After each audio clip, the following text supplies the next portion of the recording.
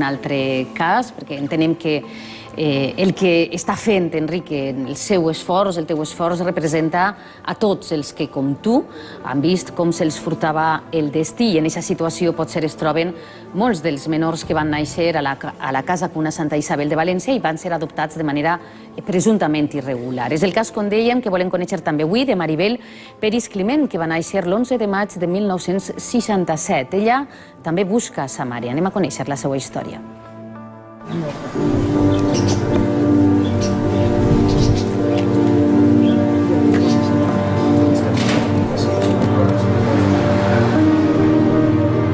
Jo tinc la meva família, però jo necessito saber, és un trosset de mi que me falta. Per mi és una necessitat. La meva infància va ser bona, companyia de ma mare i de ma tia bueníssima.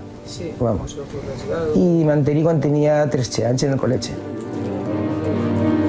Jo tinc una anècdota que el dia que jo tenia que arribar a casa, pues ese dia la meva mare va preparar un berenar, perquè els veïns vingueren quan jo arribava allí a casa per celebrar-ho. Això va ser el dia 10 de maio de 1967. I aquest dia, tots preparats, que me van contar els veïns, els mateixos veïns de la finca i els veïns d'ací de tot el barri, perquè visc així sempre. I aquest dia va fer el berenar, tots esperant, la xiqueta no arriba, la xiqueta no arriba, la xiqueta no arriba, i li tocaren de Casa Cuna que no anava a arribar perquè havia nascut un xiquet. Entonces, claro, nosaltres és que anàvem a la carta, xiquet o xiqueta. Entonces, ma mare, pobreta, ho va replegar tot i ho va guardar.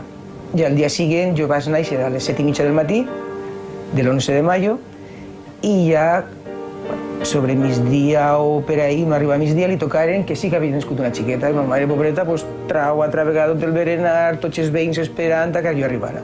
I així no va ser. Arribi a casa i va ser una festa.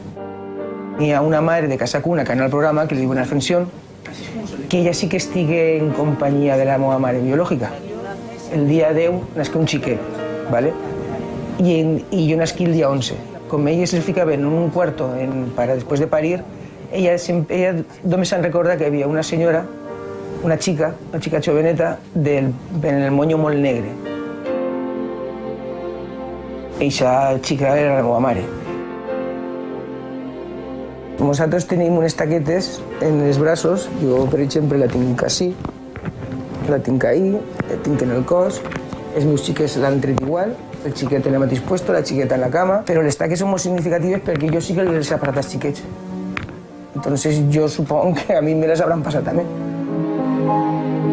La justícia me va donar la raó que l'abogat que tenia els papers de Casa Cuna que me'ls tenia que donar perquè ell s'agarrava al secret professional.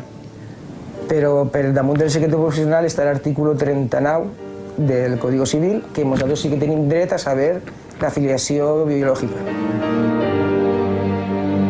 Anarem a que mos el donara, mos diga que ell no tenia res. I sabem que és mentida perquè sí que ho té. I a mi ja he jugat, me dona la raó. Jo ja l'únic que puc fer és a Brussel·les o que el papa toque per telèfon i es diga doneu els noms. És que jo no puc avançar més així en Espanya.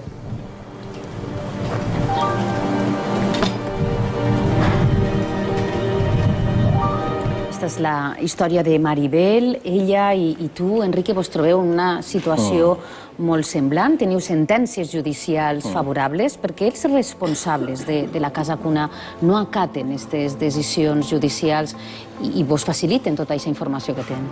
No lo sé. Hay un caso muy curioso y es que la jefa de la Casa Cuna Santa Isabel en Barcelona, Sor Milagros, yo hablé con ella, me entrevisté y me dijo que ya no quería entregar los datos de las madres, pero que si un juez se lo ordenaba, los entregaría. Y efectivamente, hace unos años conseguimos una orden judicial en Barcelona y 21 catalanes de Barcelona sí que tienen el nombre de sus madres biológicas y las conocen. Sor Milagros en Barcelona. La misma Casa Cuna en Valencia se niega rotundamente a entregarlo con la excusa de que no lo tienen. No hemos podido demostrar, porque hay que decirlo así, no se nos ha dado la oportunidad de demostrar que eso es falso, que sí que tienen los datos y tienen los archivos, ¿no? El caso que ha dicho Maribel es tremendamente extraño, no hay que ser muy inteligente cuando el propio letrado, mi compañero, alega el secreto profesional para no entregarlo, y cuando la audiencia provincial le obliga a que ese secreto profesional se lo salte, dice que no tiene nada. Es decir, és evidente que estan ocultando, no sé por què, no estoy dentro de su cabeza. Perquè amb aquests expedients a la mà seria molt fàcil poder trobar la mare biològica. La impotencia es total. Es total. La justicia ha hecho lo que ha podido, le falta un poquito porque hay que intentar llegar un poco más y exigir la ejecución de ese derecho que tenemos.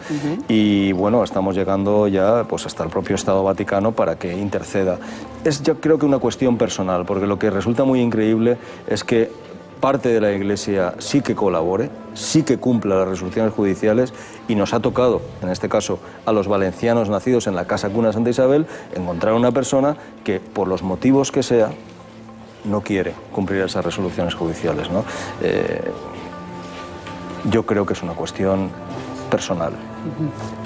Doncs esperem que el pas que vas fer la setmana passada al Vaticà tinga les seues conseqüències. Anem a repassar, si els sembla, ara el cas de Maribel. Els demanem, com sempre, la seva col·laboració. Maribel Peris Climent té 51 anys, va néixer l'11 de maig del 1967 a la Casa Cuna Santa Isabel de València. Viu al barri del Cabanyal de València, i si tenen informació que l'ajuda a trobar la seva família biològica poden posar-se en contacte amb este telèfon, amb el 621 21 21 48, o amb el correu sosraicesadoptados@gmail.com.